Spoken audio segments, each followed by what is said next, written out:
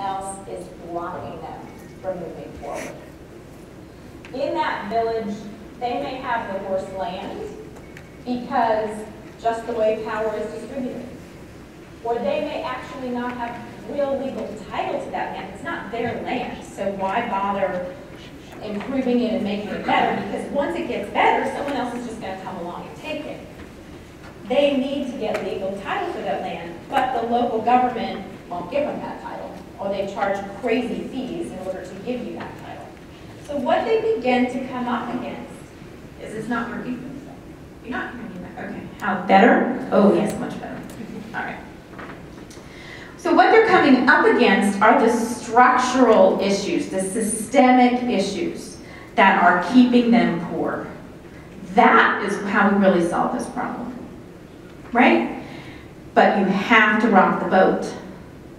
Things get political, but that is the real solution. So once they start doing this, they may realize, oh, well, the reason we don't have water in our community is because our government gave a 99-year lease to the Chinese to grow bok choy or whatever down the farm, and they're sucking up all the groundwater. So we're never going to be able to grow enough food. We can do whatever we want. We're not going to be able to grow enough food unless we address that. Now we got to take on the government and the Chinese. You have to, right? Otherwise, we will be in this auditorium packing those packs of food aid forever, right? So empowerment is the key. And the other thing I'll say is that, and for those of you who are from farms, you probably, again, know this better than I know it, but, you know, every acre is a different farm.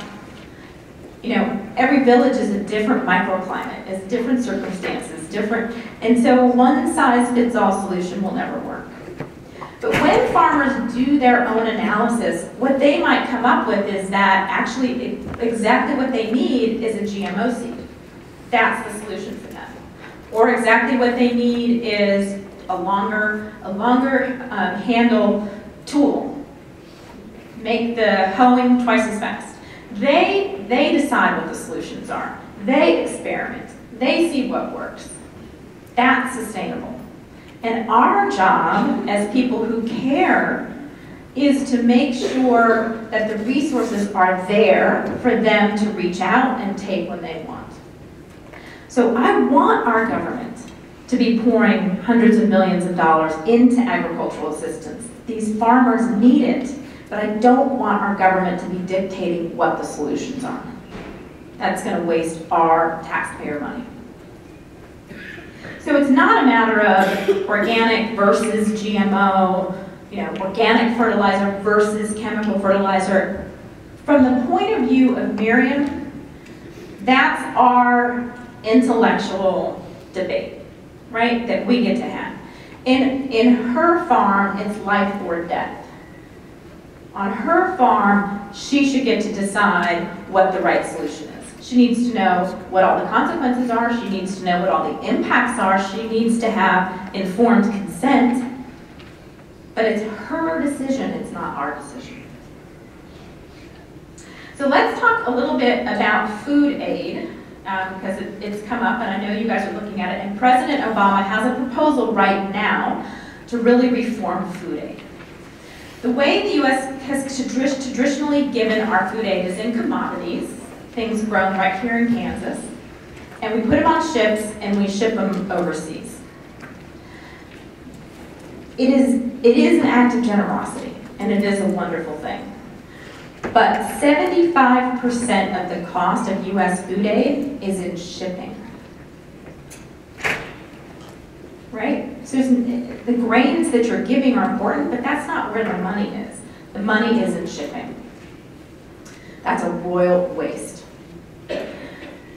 What happens when those grains land on the other side of the world is that some of them reach the Dob eventually, but they flood the market in other ways. A lot of it, people just take it, they take it straight to the city market, they sell it, you know, all kinds of things happen to that grain. It's not a clear pipeline from the ship to the refugee camp.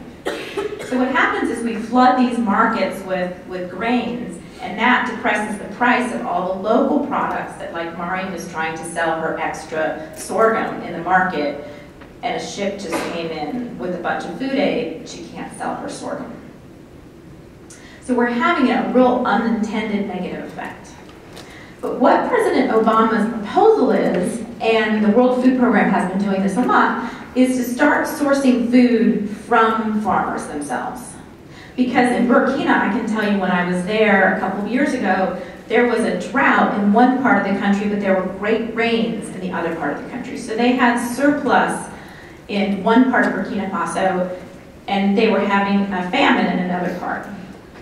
Well, heck, we don't have to ship it across an ocean. Buy grain from those farmers and take it to where it's needed in the same country. And what you do is you keep more of the nutrition in the grain because it's shorter distance, fresher when it gets there, and you stimulate the local economy.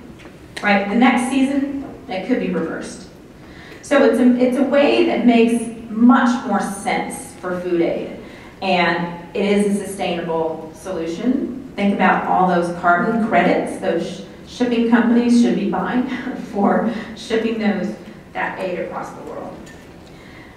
But right now, President Obama's proposal is coming up against a lot of resistance in Congress. And there are some real issues. What are we going to do with all that extra grain, right? If we can't send it abroad. We got to figure that out, right? We're not going to screw our own farmers to do this right. So we have to come up with a solution to that. We have to crack that nut. But all of you can play a role in this by speaking out, getting on Twitter, getting on Facebook, go to the whitehouse.gov site, you can come to our website, join our network, womenthrive.org, really easy, and speak out and support this proposal. What we're arguing is that this is a time in our history with these huge deficits. You want to cut government waste? Here's a big fat target. Cut this, right? It's good for our budget deficit. It's good for farmers around the world, and we don't want to do it as a kind of overnight change this, because as I said, we're going to really cause a lot of havoc with our own farms here in the United States. So this has got to be a slow transition. We've got to address the market issues and the price issues that are going to happen, but this is a transition that needs to be made. So you can do this right now today. The proposal just came out last week. So I'm so happy that you're here. I'm so happy that you invited me. I'm so pleased to see how many of you want to use your voice. I'm happy that the name of this conference is Raising the Volume, because that's what we need to do, right? Miriam can't be here speaking to you. I can. I'm lucky. You are here, you're lucky that you can speak to your own government and get the right action. So do that. Do that. Don't miss that opportunity to do that.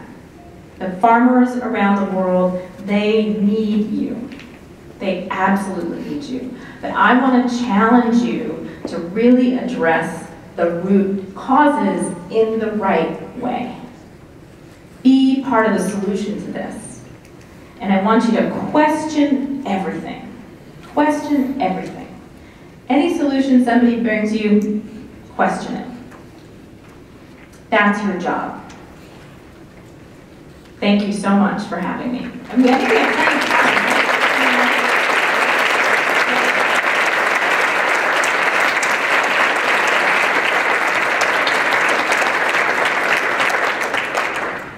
We have plenty of time for comments, questions, and continued discussion. So people who have questions, would you stand up, and I think we have microphones to go around.